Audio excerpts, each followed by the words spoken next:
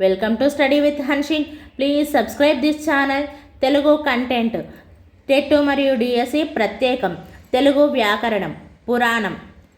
First one, తొలి దేశీ పురాణం ఏమిటి? ఏ మత్స్య పురాణం, బి మార్కండేయ పురాణం, సి బసవ పురాణం, డి భవిష్య పురాణం. ఆన్సర్ సి బసవ పురాణం.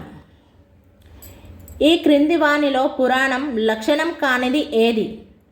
ఏ స్వారోచిత, బి సర్గ, సి మన్వంతరము, డి ప్రతిసర్గ.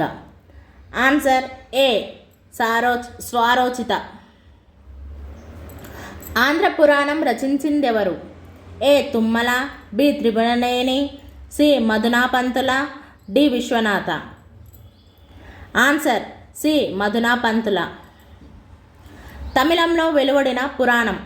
ఏ గరుడ పురాణం, బి బసవ పురాణం, సి మార్కండేయ పురాణం, డి పెరియ పురాణం. ఆన్సర్ డి పెరియ పురాణం. ఫిఫ్త్ వన్, ప్రథమాంధ్ర పురాణం ఏమిటి? ఏ బసవ పురాణం, బి అగ్ని పురాణం, సి వాయు పురాణం, డి మార్కండేయ పురాణం. ఆన్సర్ డి మార్కండేయ పురాణం.